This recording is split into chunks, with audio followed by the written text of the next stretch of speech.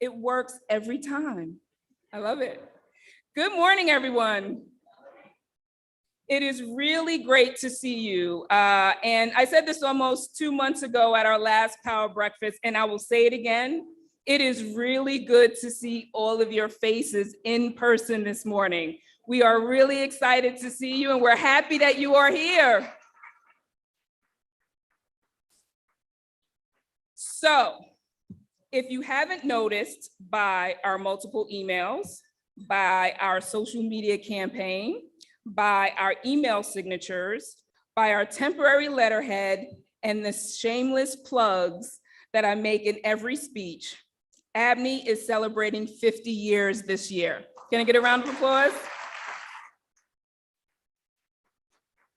So needless to say, I've spent a lot of time recently reflecting on Abny's work over the years and its impact on our great city. And when I think about how I've been entrusted to continue the tradition that began with Lou and Jack Rudin, Howard Rubenstein, and others, and now leading the organization under the stewardship of Stephen Rubenstein and our immediate past chairman, Bill Rudin, I'm sincerely excited and humbled to think about all the good work Abny has done over the years.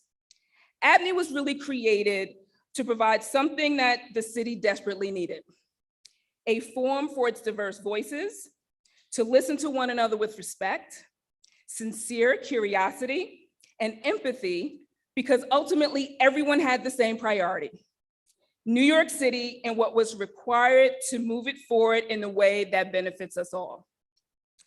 In the wake of the fiscal crisis in the 1970s, 9/11, the 2008 fiscal downturn, Superstorm Sandy, and the COVID crisis, Abny has served as a unifying voice and an environment where members have been able to reach across the aisle and experiences and move the city forward in the face of crisis and have important and necessary conversations.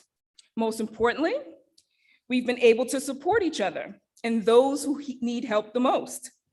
Throughout the years, Abny has taken action to advocate directly for the benefit for the future of all New Yorkers.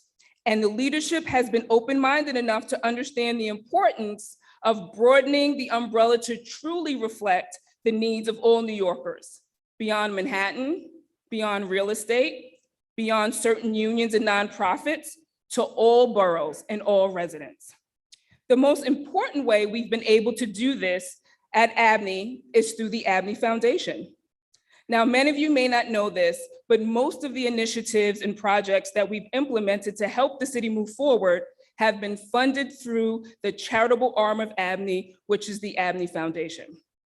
Whether through our research and publications that have served as important resources for legislators and policymakers, like this tech study, thanks Jen, that was done in 2017, or special projects like the 2020 Census Initiative, or advocacy work we do like working to repeal SALT, or simply removing barriers and providing grants to community-based organizations and nonprofit efforts all across the city. We would not have been able to do this work without the Abny Foundation. Over the years, we have invested millions to support this city through microgrants. Just this year, we have issued dozens of grants to support the regeneration of the communities and the community-based organizations that serve them, the ones who illustrate a focus on recovery from COVID-19 and the efforts in numbers of ways. And we've really prioritized this funding in 5 ways this year: affordable housing, community economic development, public safety, small business support, and workforce development. Now, we've been very fortunate to consistently bolster the foundation funds through several sources: major donors, philanthropic revenue, and fundraising events. However, thanks, Michelle. The primary source of funding in recent years have been our annual Spirit of Abny Awards fundraiser. The Abny Foundation Spirit Awards of Abny Awards fund social, educational, and civic initiatives that enhance the quality of life in the city across all 5 boroughs. So it's my job this morning to remind everyone that our 2021 Spirit of Abny Awards is on December 15th this year. It will be a hybrid gala, virtual with an in-person reception. And as we celebrate 50 years, this year we are honoring people who have got us here. Abny former Executive Director Mary Holloway, Michelle Adams, Jen Hensley, and Angela Pinsky, who are all in the room today, except for Mary.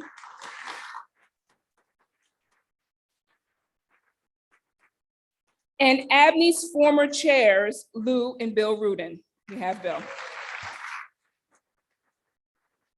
We'll be also honoring our CUNY Chancellor, Felix Matos Rodriguez, who will be receiving the Lou Rudin Founders Award, and we'll be honoring Tony Burgos, Tonio, with the first ever David Dinkins Lifetime Achievement Award. So, if you haven't purchased your ticket, please visit our website and do so soon. Help us support the work that supports the city and match what this dynamic city demands to ensure its future and what we need to make sure it is what it is built to be. A place where we work together on solutions to New York's most pressing economic and social needs. And now that I've made my shameless ask, the reason why you all got up early this morning to be here, I'd like to welcome Abny's chairman, Stephen Rubenstein, to the stage, who will introduce today's special guest. Stephen?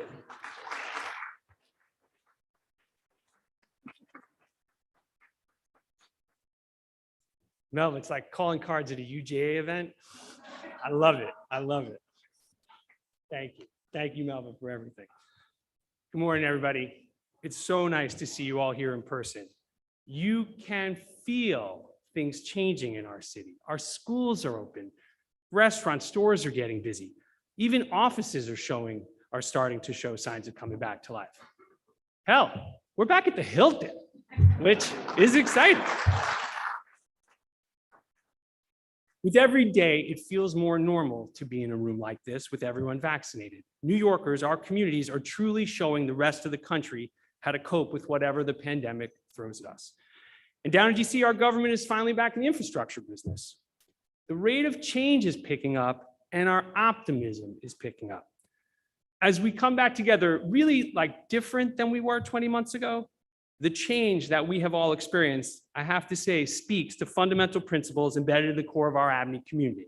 Grit, love of community, optimism, appreciation, belief in collaboration, hard work, and a desire to do better. All of which also begins to describe our speaker today, the first woman governor of our state, Kathy Hochul.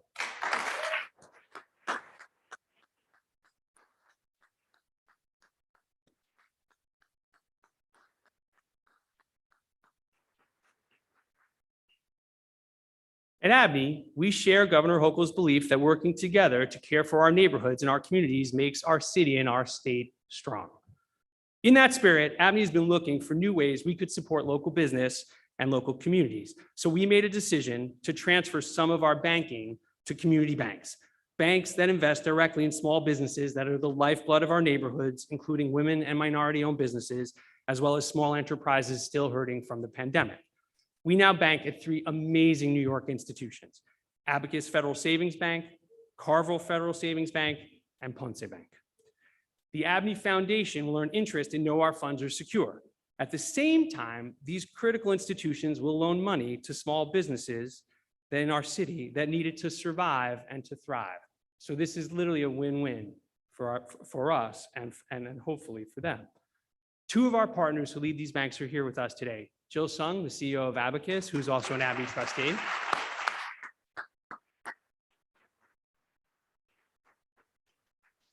And Michael Pugh, the president and CEO of Carville. We're proud to bank with all of them, and we hope that many of you will consider doing some of your banking with them as well. I'd like to take a moment to welcome the public servants, the elected officials who are here with us this morning. Our please hold your applause until the end. Our Lieutenant Governor Brian Benjamin is here.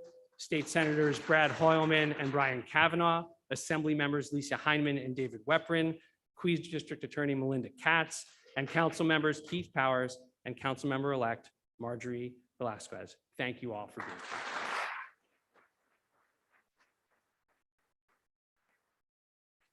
All right, now on to the reason we are all here. As I said, many of Abny's values are embodied in our speaker today. Values and qualities like hard work and grit. Governor Hochul has risen to the highest office in the state from humble beginnings. Maybe not a log cabin, but pretty close. Her parents started out in a mobile home, and she worked 4 nights a week through high school, long hours making pizzas and chicken wings, as well as babysitting. Her boss tried to fire her for going to her high school graduation. The boss said, and in this I quote Cindy Adams, "Piss on that, shut up or you're fired." Well, she did not do the former, and he did not dare do the latter. Kathy Hochul knew her boss needed her. She worked hard and she did the job well. That work ethic, even in the face of adversity, has defined her career in public service ever since. Next, there are values like collaboration, an ethic our Abny community deeply believes in. Governor Hochul shares that belief as well. She pledged to work with our city. And now, for the first time in a long time, we have our governor and our mayor, and even our mayor-elect, actually talking to each other, working together on our future.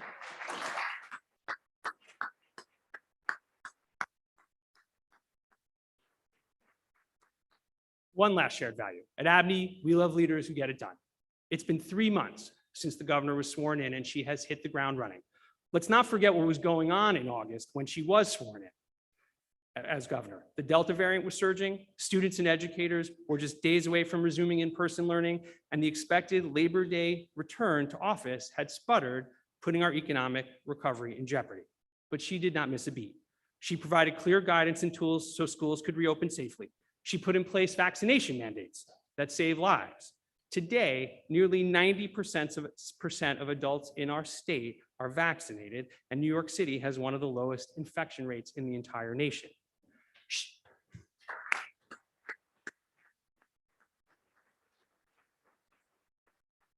She cut red tape in the state's emergency rental assistance program, got it back on track, propelling New York from last to first, getting money to tenants so they could make the rent.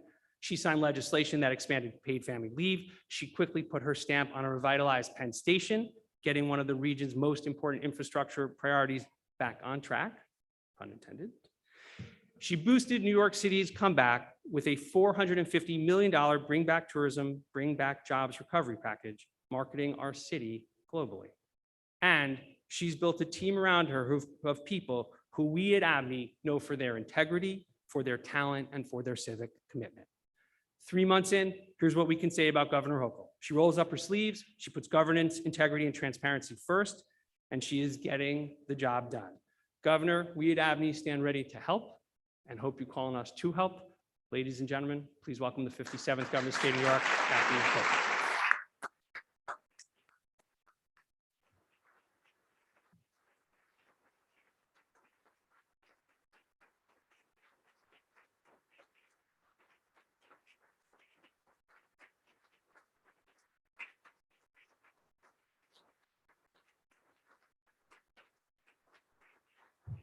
Thank you.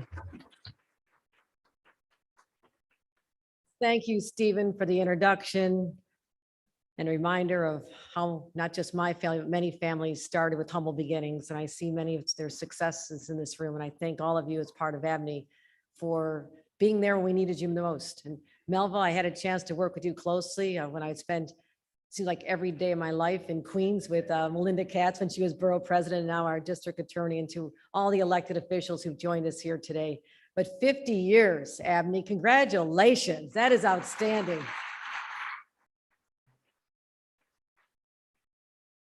You know, it seems like whenever we're in trouble, we need Abny. Look back exactly 50 years ago and the names of the families that you heard here who are just legendary and viewed as the dreamers and the doers for generations. But back then, when Abny was born during the financial crisis of the 70s, a lot of people gave up on New York City. That is a statement of fact. It had fallen so far financially, and the crime, and just people saying it's just not working. But Abny was created by true believers, business leaders, labor leaders, civic leaders who never, ever gave up on the promise of New York City. So today, Abny, you are called once again to help us lead our way out of this pandemic and into a better future. So I thank you. I thank you, Abny, for being there. In a time right now, yes, we feel the optimism in this room. I feel the energy. I love to see it. But there are people questioning our future and what it will look like. In this moment, there's a lot of people saying, can we really get through this? But my friends, this is not a moment to despair. It is a moment to seize the great possibilities that lie before us. And we will reimagine the post-pandemic world in a way that only the dreamers and doers of New York City are capable of. My vision for New York is bold. Post-pandemic, we rebuild, but also we unlock New York's incredible potential. Incredible potential. Now is the time to make transformative investments in infrastructure, public safety, and find new pathways to jobs for those who are unemployed, but also in those industries where there's a severe shortage of workers. We have to address these as our highest priorities. And Stephen mentioned one, I guess, rather obvious fact, first female governor of New York. Yes, I understand the weight of my shoulders to be successful.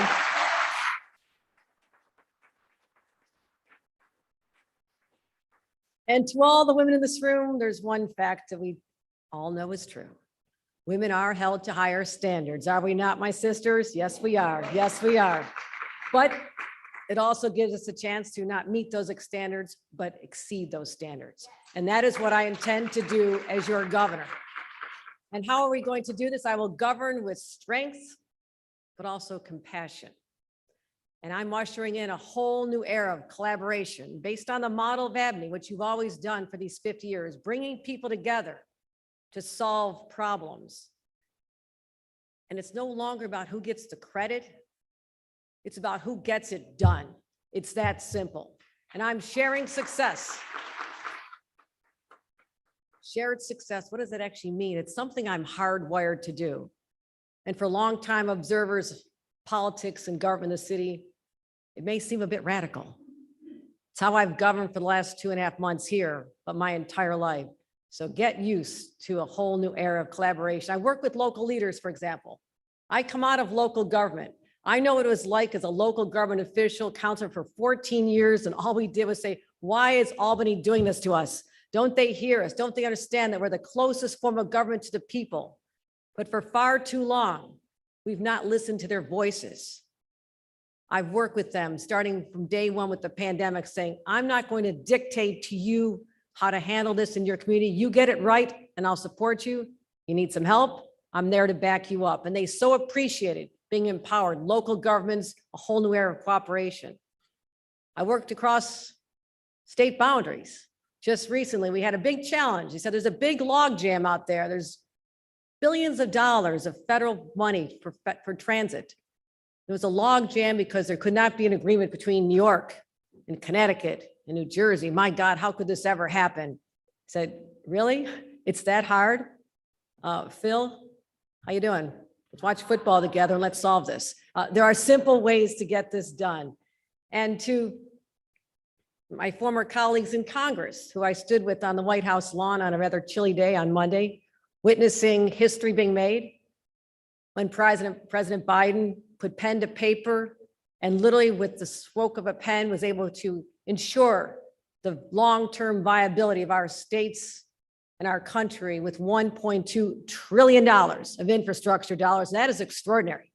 I worked as a staffer for Senator Daniel Patrick Moynihan when he served on the Infrastructure Committee. We talked about these big projects, and now so many of them that have, some have been accomplished, but so many have been waiting. We can get that done. But I said to my friends in Congress, we talked about this, new day, when I go to your districts and announce the projects that will be funding, you will be standing next to me. They were stunned. I was a member of Congress. This never happened, but it's about shared success and lifting everyone up. And I so look forward to working with our incoming mayor, Eric Adams. People say, have you met the mayor yet? I've been working with him for 7 years. What do you think I did as lieutenant governor? Clearly, I've worked with him. I know these people. I know every inch of this state. I know every elected official. I've been everywhere. And I know Eric Adams. And we have shared values and a vision to bring this city and this state to a far better place. And as I said on election night, as I stood on the stage with Eric Adams, I said, the era where the New York State governor is fighting with the New York City mayor is over, and instead we'll roll up our sleeves and fight for the people. It's that simple. We can get that done.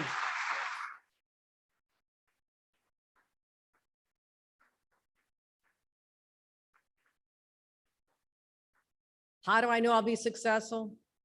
Well, first of all, I've assembled the dream team of all dream teams. Yes, I have. First of all, to my Lieutenant Governor, Brian Benjamin, who's here. I want to thank him for saying yes. He is going to champion small businesses, making sure that our NYCHA buildings are better than they are and focusing on the needs of the communities. And I want to thank him for his leadership. My brilliant secretary to the governor, Karen Persitilli-Keough. You know her as KPK. Karen, thank you. Thank you for saying yes, Karen. Thank you. Counsel to the governor, Liz Fine. People know her work at ESD, an extraordinary leader. Chief of Staff, Jess Lewis. You've gotten to know him over the years. Director of Transition, Marissa Shorenstein. Budget Director, Robert Mojica. ESD Commissioner, Hope Knight, started Monday. My nominee to be chair of ESD is Kevin Law, sitting over here as well. Superintendent of Department of Financial Services, the top regulator on Wall Street, is a woman of color who has extraordinary experience in Barack Obama's administration. Adrienne Harris, she's going to do a phenomenal job. My Secretary of State, Robert Rodriguez. And when things get really tough, I call out New York City's fixer, State of Operations Director, Catherine Garcia.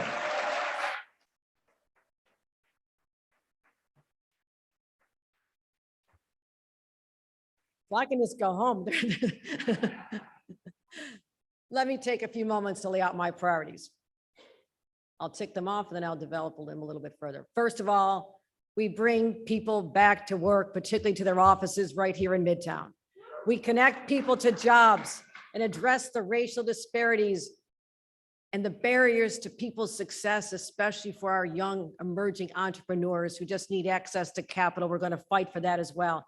And we're going to make infrastructure investments that'll create transportation equity as well as environmental justice. Yes, that is something we can accomplish together. And I know when I think about racial justice, and I can't help but think of someone who's in this room, and that is the leader, the fighter for justice for decades, and that is Hazel Dukes, my adopted mother, the head of the NAACP.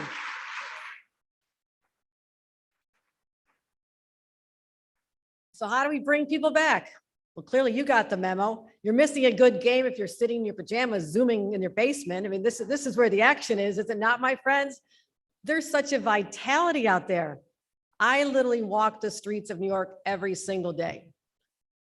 State police might not be as thrilled about it, but I literally walk up to people and I look at me in the eye. How are you doing? What's going on? I walk into businesses. I walk into the tall buildings. I say, what is going on here? How are you feeling? People coming back. This has been a devastating impact on our economy. The fact that, yes, we're still fighting this pandemic, but people need to know that in a place like New York City, the infection rate is 1%. People are vaccinated. They're getting their booster shots. They're wearing masks, walking down the street, even when they're not required to. They're doing all the right things in the city. It is safe to come back. Send that message out to your employees. Come back to work. We miss you. We know the effect on the small subsidiary businesses, the little mom and pop shops, the retail, the places people stop for coffee and for lunch. All those little businesses are also hurting until people come back downtown. I'm going to put a stake in the ground right now. You heard that we're all going to be back New Year's Eve celebrating. I look forward to being there as well, for that ball to drop on a whole new year that I just can't wait to put 2020, 21 behind us. But how about this New Year's resolution? That in the days after New Year's, that we say, everybody back in the office, you can have a flex time, but we need you back at least the majority of the week. Come on back, New Yorkers, we miss you. And we will do our part. We will do our part. I know there's some anxiety, for example, about taking the subway. Only half the people are on the subway. First of all, it's easy to get a seat right now. You don't have to stand. But as MTA acting chair and CEO Jana Lieber, and Jana, by the way, I'm really looking forward to dropping the word acting soon. Okay, can we just make this permanent? Jana Lieber, extraordinary leader. But just to say to people, we understand your hesitation. We have promised no planned service disruptions and no fare increase for the rest of this year and next year. Let's get that done. Don't worry, Jen, I'll find the money somewhere. We also have to make people feel safe on the subways, on the streets. Yeah, I walked around, I know people have this inner anxiety. They're feeling it's not quite the way it was before the pandemic. This was known as the safest city in America, safest big city in America, just 20 months ago. But I'll tell you, my friends, New York City has faced crime before. We've overcome it. And the fact that this was not a long slump into crime, it's a short spike downward, which means we can pop up quickly. And working with the city of New York, the new mayor, this is how we're going to get it done. I also recognize that we have a humanitarian crisis in our streets. You cannot ignore this. No human being can walk over someone lying on a street or seeing them in a park and not feeling this tug of anxiety saying, this is not right. In the greatest city on this planet in the 21st century, this is not right. We need to connect the homeless to supportive housing, address their needs, whether it's mental health services, substance abuse services. These people have needs. We need to take care of them and tell them this is not your home. We can do better than this. But I also understand the anxiety of families. I was walking the Upper West Side just last weekend, a couple weekends ago, and I saw this couple and their two little girls. And they came up to me and said, are you really the governor? I said, I get that a lot. Yes, I said, yes, I am the governor. They said, you know what? We stayed here during the pandemic. A lot of people, our friends left. They went off to safer places. We kept our kids here. We did not want to give up on the city.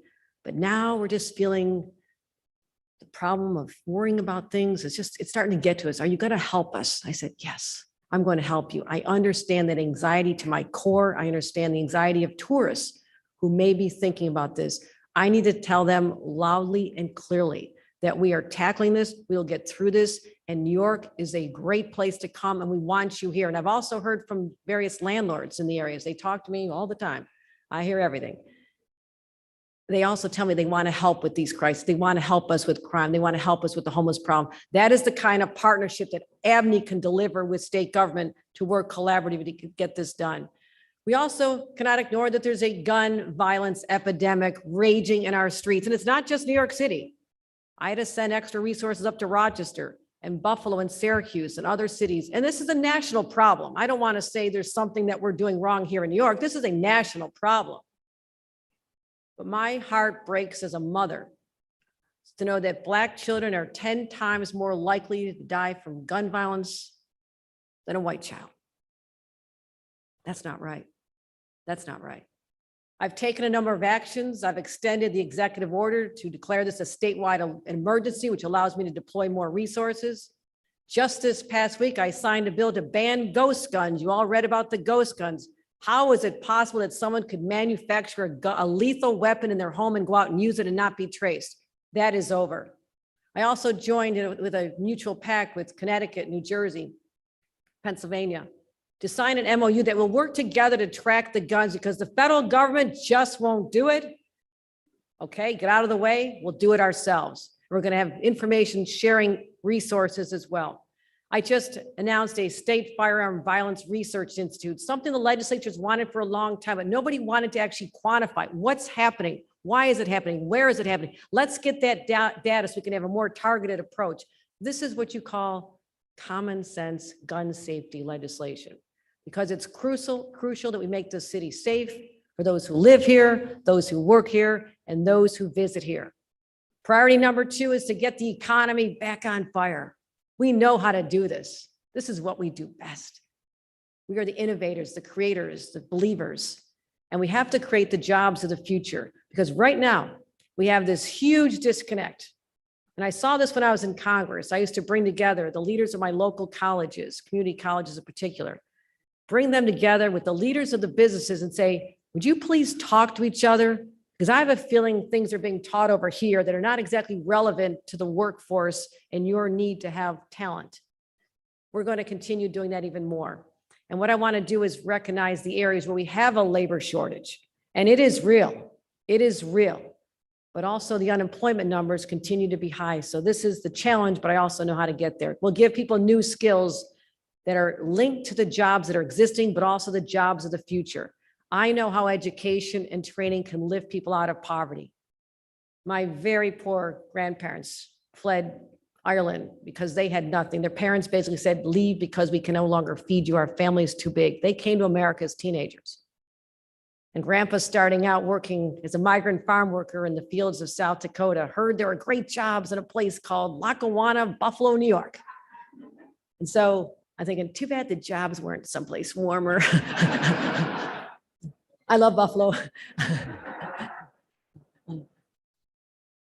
Hey, if it doesn't kill you, it makes you stronger. There's nobody stronger than me out there.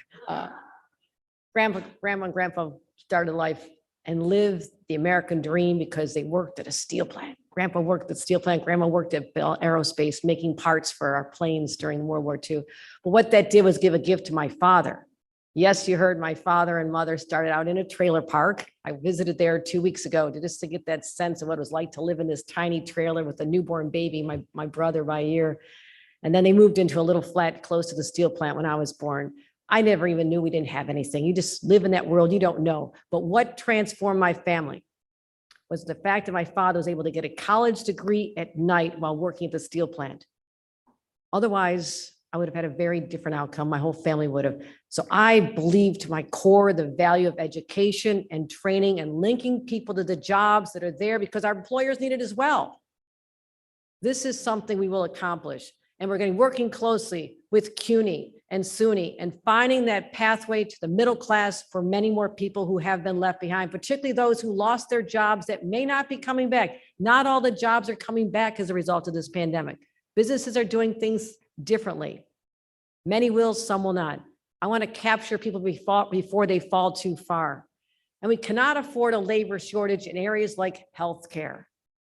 Look at how we honored the healthcare workers. We banged pots and pans. We celebrated them. We called them heroes because we are living in the security of our homes and they're running into the line of fire every single day to save lives. As a result, so many of them were burned out. They were close to retirement and they just said, okay, and they truly deserve our undying respect and gratitude. But as a result, this pandemic came down hard on them. We now have a severe shortage in healthcare workers. This cannot be because there are people that are waiting for life-saving medical attention who may not get it. Before that happens in our state, I'm taking an action today, which is to announce that we'll be funding the education of 1,000 New Yorkers to make sure they're trained as nurses and get them into our system as soon as possible. So making sure we can get these RNs out there. We'll get them trained at our CUNY schools and our SUNY schools. 1,000 New Yorkers to take care of New Yorkers. And we'll give people the other skills they need. I could go on forever, but I'm real excited about our green energy economy, what we're going to do out in Long Island, getting jobs for people who never dreamed of working, helping establish New York State as the epicenter of the offshore wind systems, and it's going to be powerful. But that's another speech. I have so much to talk about. Wait for my state of the state. Infrastructure. What does infrastructure mean? Think about that. What does it mean to you? Is it just a road? Is it a bridge? It's also what you don't see, it's underground too, and how important that is.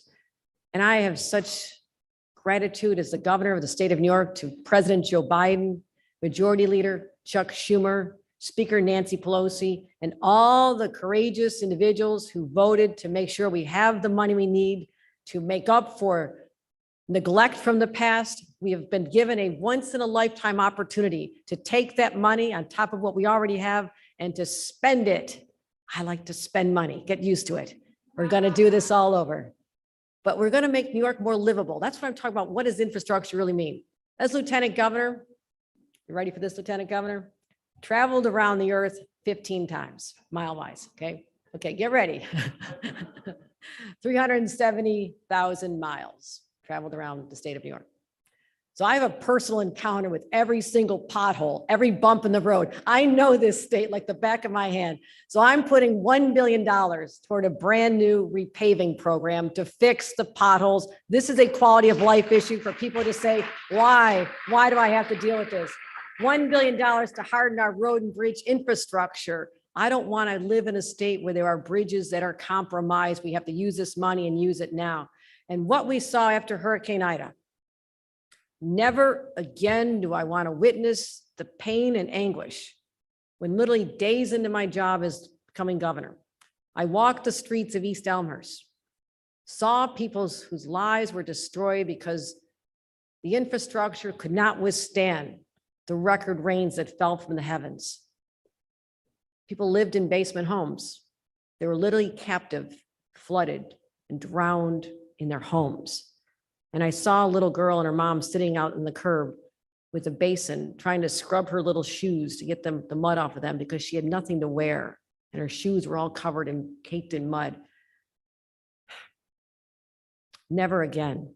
We're going to build the resiliency, the infrastructure, above ground, underground, to protect the people of New York, because Mother Nature seems to be really mad at us these days. 2 hurricanes in my first couple weeks as governor. We had more hurricanes than the state of Florida did this year. My father lives in Florida. He's kind of gloating over this right now. So we have to be prepared. And after that experience, I told my team, I have to be mentally prepared for a hurricane every 10 days at this rate. That's what we were dealing with. And shame on us if we're not prepared. This infrastructure money will help us get there. But those of you who really don't like the potholes that are until we get a chance to fix them, you know how you avoid potholes? You take the train, right? You take the train. No potholes on the train tracks, right, Jano? So just acting like a regular New Yorker, I dropped my daughter off one day at Penn Station and say, oh my God, I hope I see you again. I love you dearly. But this, that should not be the experience of people living in the greatest city on this planet. I think we can all agree with that. So I look into this, find out that there's a plan to do Penn Station after the Gateway Tunnel's done. If we're lucky, we start in 2035, maybe 2040. And I'm thinking, how old am I going to be for this ribbon cutting? I said, New Yorkers deserve this. Let's make New York better for New Yorkers and enhance the commuter experience. And so the mom who's coming in from Long Island, who gets up at the crack of dawn, picks the kids' sandwich, makes the kids sandwiches, get them off school, travels in darkness because the days are too short, comes up through Penn Station, no longer should be encountered, more darkness, more depression. It'll be beautiful. You'll look up and you'll see the heavens and say, yes, there is a God. They fixed Penn Station. It's going to be extraordinary. It's all about the experience. I want people to feel good about themselves. Being a commuter should not be a drudgery experience. We can do better than that. Also, quality of life issues, time. The most precious thing we have is time. And we saw this during the pandemic when people actually rediscovered their children, took them outside. They realized there's more than just work. You have a wonderful family that's happy to see you. I can give you back 40 days, 40 minutes in your day with the East Side access. If you come in through Jamaica Station, you come into Grand Central, it not only will be a beautiful experience again, artwork on the walls, beautiful corridors, it's magnificent. Jano and I were put on, I still got to wonder why they put you and I on the test drive a couple weeks ago. What does that say about how we're valued by your organization, Jano? Just say, let's have the governor and Jano, you test drive and see if it's going to crash or not. It didn't crash. It was magnificent. About 1 year from now, we'll take that ride and we'll welcome people to a whole new experience that literally saves 40 minutes in your day. That's precious. Make sure you spend that time with your kids.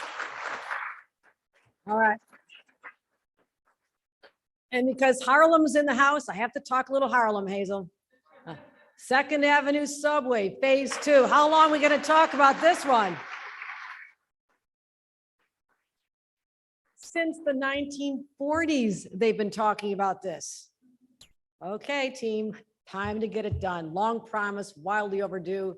I'm today announcing we will make good on that promise.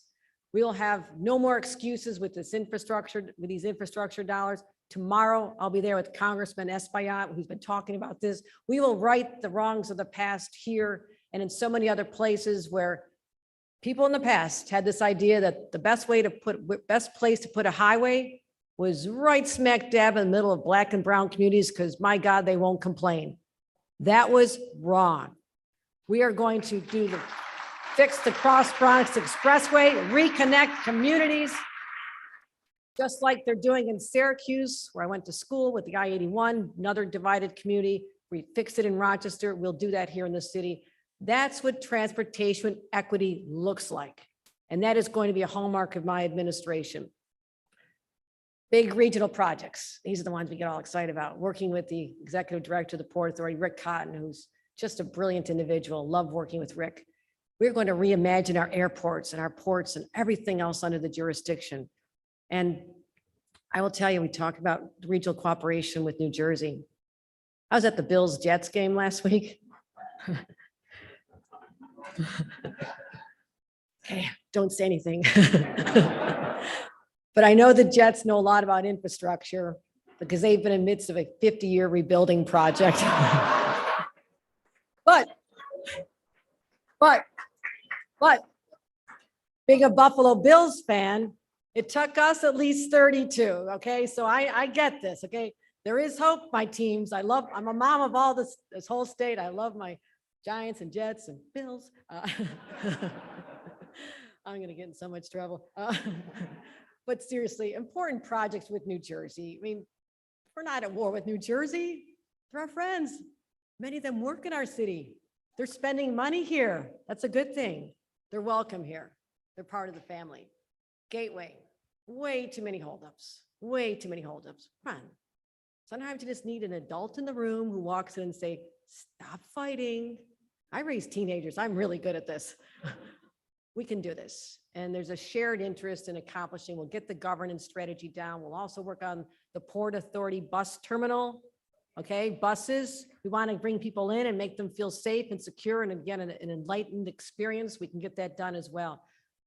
Infrastructure is also the key to unlock our opportunities to protect our environment. We authorized brand new transmission lines from upstate in Canada. People said, here's the choice. Hydroelectric power coming down along the Hudson from Hydro-Quebec. That's a good thing for New York City. The other plan is you could bring in wind and solar from the Catskill region. Nice projects. You could pick one or the other.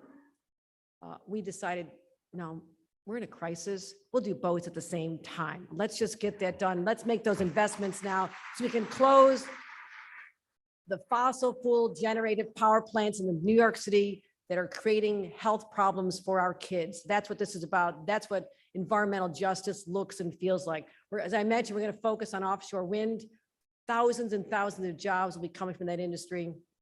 We have plans for a $3 billion bond act to create jobs, but also clean energy infrastructure.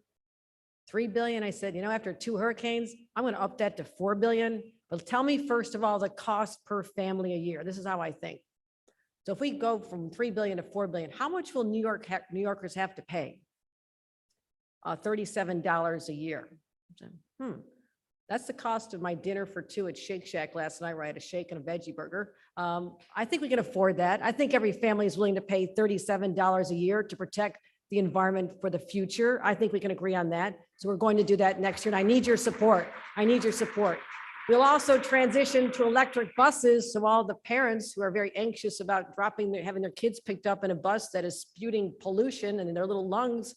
I'm a mom again. I drop my kids off at a school bus. I cannot wait for the advent of electric buses all throughout the state, school buses and otherwise. As you know, we banned the sale of gas-powered vehicles in 2035. Did you get that memo? Okay. Those of you who are antique car holders, but we banned the sale of gas-powered vehicles. So what does that mean? We have to start building the infrastructure now for the electric charging stations. I want to be certain that no one will ever question, or ever hesitate about driving an electric vehicle, because those are the vehicles of the future. I don't want them to worry about whether or not they'll get that charge. So wherever I see a gas pump, I'm envisioning a charging station right there. Let's get started. We're going to need that much time. That's what environmental justice looks like as well. Well, I could filibuster all day. I have so much to share with you, and I'm so excited about this. But you'll see it in my State of the State address. We're working on that now. And I look forward to many, many, many years coming back as your governor addressing Abny, because we have so much to do. I've talked a lot about the future, but just to close, I want to talk for a minute about the past. And Melva alluded to this. I know we will emerge victorious from this pandemic, stronger and better, because it's in our DNA as New Yorkers. We can't help it. We can't help but think about the possibilities and have that eternal sense of optimism. We persevere and we come back stronger. What happened 100 years ago? The last pandemic brought us to our knees. Thousands of people died. What happened? We persevered and we came back stronger. We actually launched into the roaring 20s. If you ignore 1929, it was a very good decade. It was a very good decade. After the Great Depression, what did we do? We persevered and we came back stronger. What did we do after the fiscal crisis? Abny, you were born during the fiscal crisis. We persevered and we came back stronger. 9/11, persevered and came back stronger. Superstorm Sandy, we fought back, we persevered, we came back stronger. It's all we know how to do. What do we do now? You know the answer. We persevere and we come back stronger. And I have one question for you. Are you with me to persevere and come back stronger, New York, and show the rest of the world that, yes, we did come back. New York came back. There's no stopping us, and show the world what New York exceptionalism looks like. Thank you so much.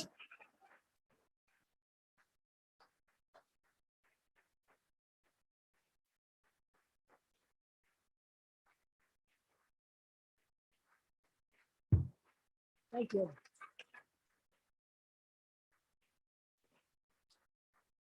All right, everybody, we've got a few minutes for questions and then we'll get you out of here on time. Thank you, Governor. You are clearly busy and that is awesome to see. Thank you. All right, we have a few questions from the crowd. My former chairman, Bill Rudin. Governor, wow, what a speech. That was incredible. And I had a lot of questions, but I think you answered them all. But first of all, congratulations. We wish you the best of luck, and we will be with you as you endeavor to bring our city and state back. And you can always see many of the ideas and efforts that you've and your team have put together come to fruition. We were talking before about the people coming back to work and getting the booster.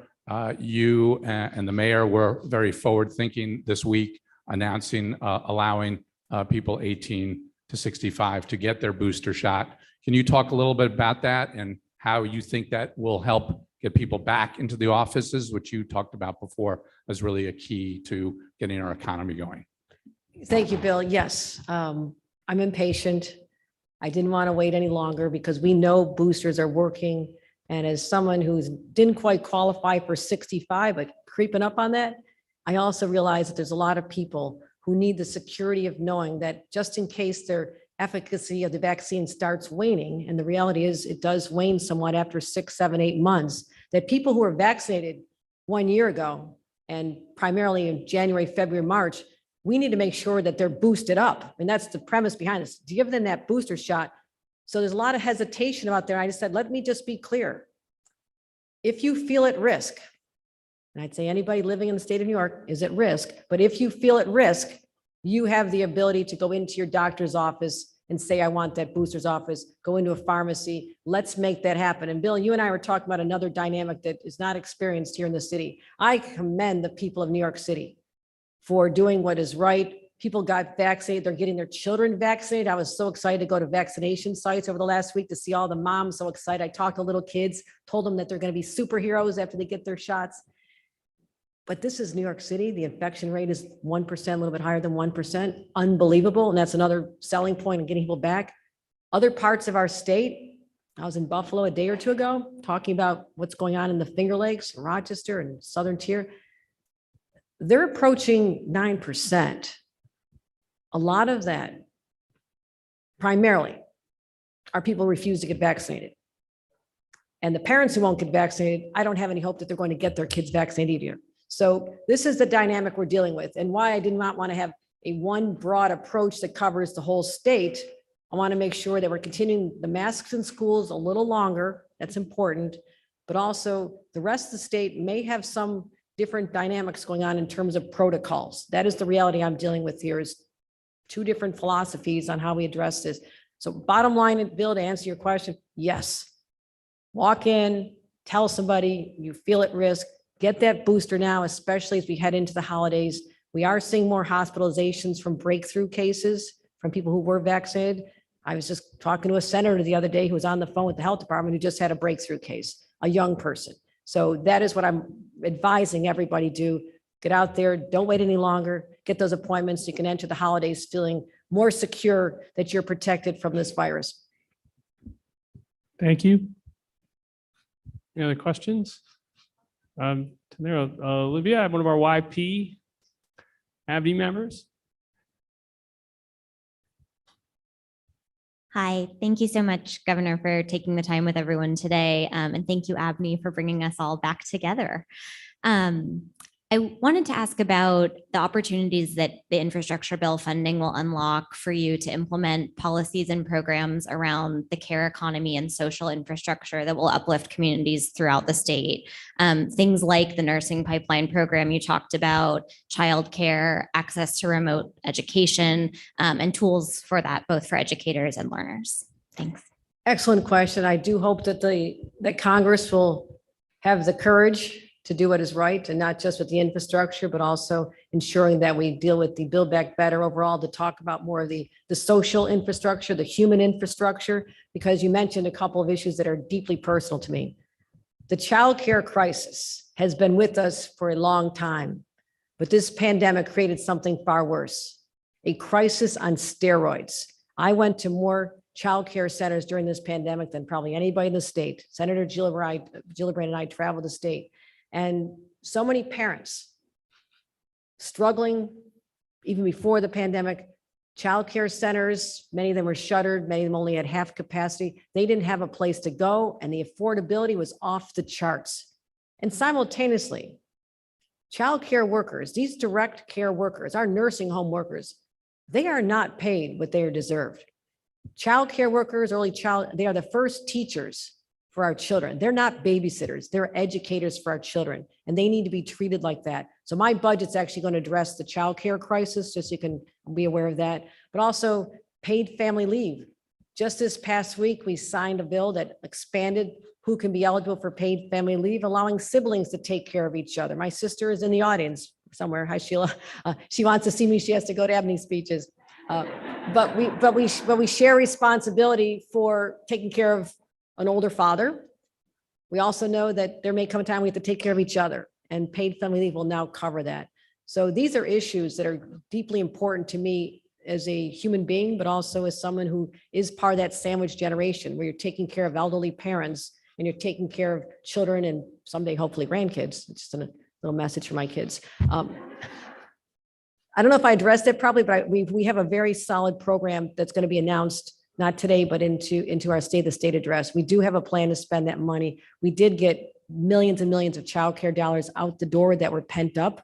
We just took care of that. I did a Zoom call last night with Senator Brisport, who is the chair of the Committee on Children and Families. And he was talking to providers around the state. We were talking about how we're getting the existing money out, but I'm hoping there's more, because what we have is not enough to deal with the crisis that is ongoing. I mean, mother in my office yesterday said, I have to go home because my daughter was just sent home for 10 days because she was exposed to somebody at school. So it's not settled yet. We still need to provide the assistance for these parents, primarily mothers, so they can feel they can get back to work. The kids are taken care of, they're in good hands. And I'll lastly say, I've also put this on employers. I have said for a long time, back when I was starting out my family as working for Senator Moynihan, I had 2 children. I had no one to watch them.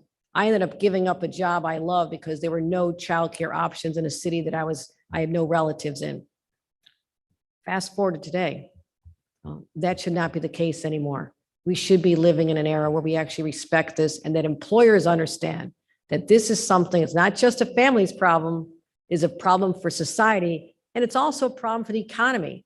I can't tell you how many business owners in this city have said, we're not going to be back until we can figure out the childcare issue for the parents. I loved hearing that because I felt some sense of ownership from the employers as well, that they have to offer flexible hours. Or my dream scenario is when people want economic development assistance from the state, we're asking them, where's the childcare center on your site? You're putting in 1 million square feet. Where are you putting the childcare center? I'll tell you, that'll be the best way you can recruit employees. Parents of any gender, they will want to be there because it's not just the moms, it's the fathers, it's others who want to be able to check in. So I think that is the game changer. New York City, you're paying attention. You start putting childcare sites in your businesses or putting together a consortium in your area where you bring together one site that all the other businesses support, you'll have no problem recruiting the best, talented, hardest working people, and I'm referring to women. So that's your advice.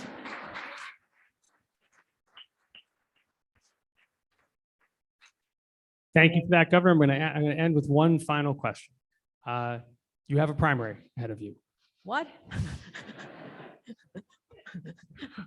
What is your path to victory?